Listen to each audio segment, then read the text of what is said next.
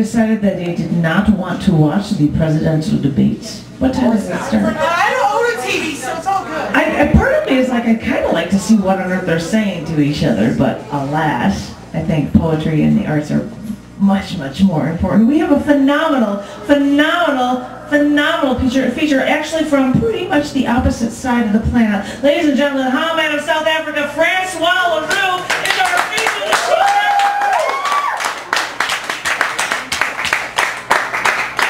And I have this crazy purple bag hanging off of my sleeve because this guy's come a really long way, so you should give him like your life savings. I'm going to stuff stuff in here and pass it around because he is going to be a phenomenal performer. And I'm going to whip this over this way. Wow! No idea where that will land. I did the best I could. Well, you know, the winds take things. Thank you very much, Virginia. Thank you. And I swear to God, put your life savings into it because he's actually come a really long way to be able to make it out here for this feature. And I'm kind of double plus pleased because we're going to be doing show material after this open mic is over, which I think you guys might be around for. Yeah, stick around, most definitely. So I had to read one poem like I usually do, so I am going to read excerpts from this poem called Expecting the Stoning. You know how you want a popsicle, and you want it for the longest time, and you don't even know what it's going to taste like when you get it. And then you finally get it, and it tastes, oh, so good. And you have some of it, and you want to save it so that you can have it later. But then you realize that in order to keep this popsicle from disappearing, it has to stay in the freezer. That it has to stay in the freezer in order to survive. That it was meant to be cold forever, or consumed. It was either one way or the other. They taught you that when you were little. You can't have it both ways. You can try, and it might be fun at first, but everyone knows it will hurt later on. I think what I liked the most about us was the theory of romance. No. Wait, that wasn't it. It was the fact that this was forbidden. The thought of you and the times we had behind everyone's back, those times were like poems to me.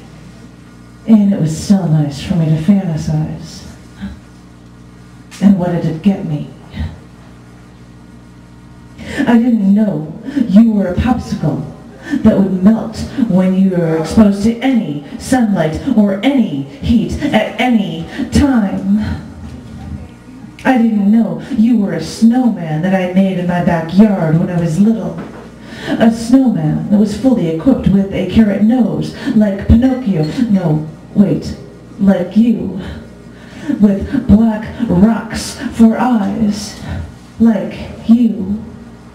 And yeah, that snowman melted with spring, like you. Maybe I should have learned my lesson from that damn snowman. So, I will expect the stonings for telling the truth, even when people don't want to hear it. So, thank you for getting my hopes up and then blowing them away with one breath from your lips. Because I think I needed to learn that lesson. And right now, I only have you to thank for it. Thank you. Thank you. Pieces I don't read very often. I should say because it is the beginning of the month, I've got 2 literary magazines that just came out. This is the October issue of Down in the Dirt, and this is actually covered by Eleanor Leon Bennett, which is this really awesome, cool cover on it.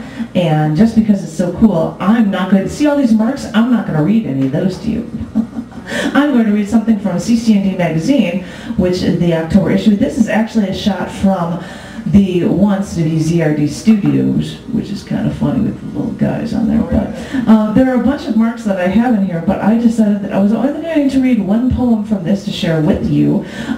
This is actually from a Chicago poet. This happens sometimes. If I go somewhere, somebody reads an awesome poem, I'm like, hey, submit that to me, send it to me, and I want to publish it in a magazine. This is actually from a local. This is from Susie Swanton. Oh, she read this at Bellew at Waiting for the Bus, And this is a very short piece called How to Write Poetry. This morning, I trimmed my toenails. Yesterday, I stepped on the sharp part of my belt. Last week, I read a book about how to write poetry. It wasn't very good. Susan, thank you very much.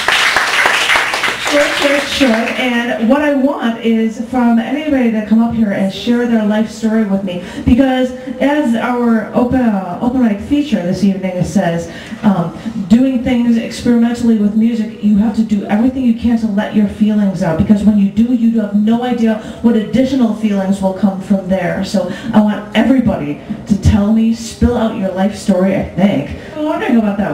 I've got video that's going to come up here, but I'm like, let's just play this random art stuff. Yeah, there's stuff from around. That one, well, I was telling somebody about one of the Galapagos Islands. One spot, there was 2 marine iguanas. One was sitting on a bunch of chains, and the other one was on a bunch of rope, and they just stood there. As we went to get in, I'm like, they're like statues. They can't be real. They were there for like a half hour. I'm waiting. That's what they did. And so I photographed them both because they were awesome. And I don't know if this is being taken care of, but I thought I would break down because we're talking about emotion, and I can't believe I'm doing this. But people who happen to attend, which I think my sidekick, the Bobster, actually did, maybe perchance. I did a feature when I had one in '06 because my mother had just passed away. And these were the last 2 pieces that were in it, and they are particularly emotional. So I thought I would share them for those who had not before. This one is called A Little Angel Inside. It seems strange that on the day the towers fell, 5 years ago, where every television station and newspaper is praising our resolve for all the death that has been forced upon us. Well, it seems strange that this is the day the death certificates become available from Fuller Funeral Home. And this is the day we pick up my mother's ashes. Seems eerily strange. My sister is holding some ashes to be made into a diamond from Mom. So they came to us with a small container for her and a large cardboard box of all of Mom. And Christina from Fuller Funeral Home even handed me a small maroon bag tied tightly shut. And she whispered to me, "These are your mother's earrings." I know the dress she chose for her, the dress she wore to my wedding, would be burned with her in her cremation, but it never occurred to me that the earrings would survive. And here they are, in a little velour bag for me.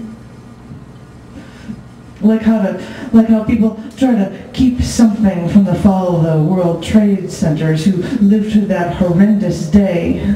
Well, I think maybe this is what I'll keep. If anyone argues about them, I'll say, I lost her dress from my wedding for the cremation, so these earrings are a gift to me now. Sorry. I know they're clip-on earrings, and they're not real diamonds, but they are 3 pretty little stones, today, tomorrow, and forever. And they look so dainty and delicate, and they're a good way for me to remember her. When we left Fuller Funeral Home today, Dad carried the paperwork, the death certificates, and I carried Mom with us in her little containers. And I think I held that little red bag like there was a little angel inside. And I had to be delicate to make sure nothing happened to it, because I was its keeper now. I'll treat it well. I'll treasure it always. I promise.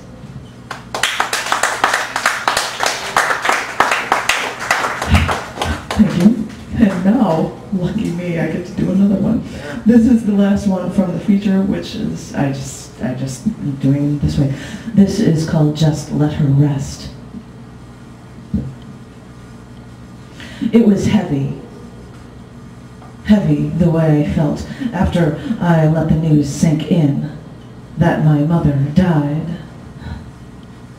My sister told me to take Mom's ashes, ashes of her coffin, and ashes of the dress she wore to my wedding. The ashes were so heavy. So we were at Fuller Funeral Home today, and we asked for the ashes if they were ready. They brought Mom to us in smaller containers, a larger container sealed tightly, along with all the necessary paperwork to prove that, yes, these are my mother's ashes. This is really it. And I carried Mom out to the car with my dad so we could bring Mom home one more time. Mom sat in my lap at first, then at my feet for a safer journey. She's resting on my bed right now, all tightly wrapped up, like she was covered in a blanket because she used to always get cold. There are a few polyester cotton button-down tops we keep in the hallway closet, you know, for additional warmth for Mom.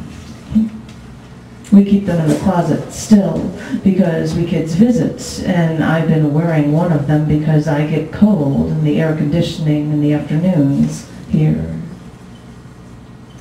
And we keep some of these things around, like her crochet blankets, because she gets cold sometimes. And maybe I can think she's resting now on my bed, her ashes in plastic, like a blanket around her to keep her warm and to keep her together.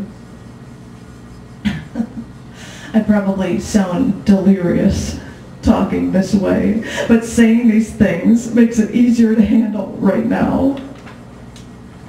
I don't want to think that my mother's remains are now only ashes in a plastic bag closed with a little white twist tie in a cardboard box on top of my bed.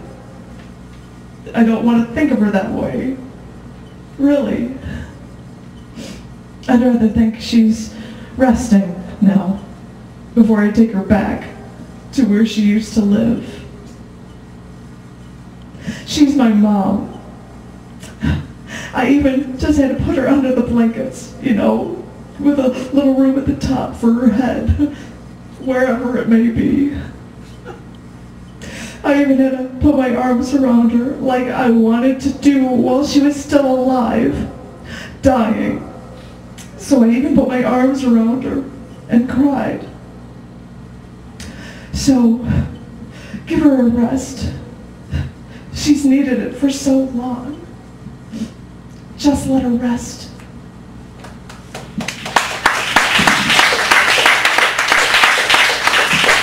Then I go into the emotions because I don't remember. Thank you very much. Because I don't remember who's next on my list. I do remember you are. So give it up for Virginia, huh? Get on.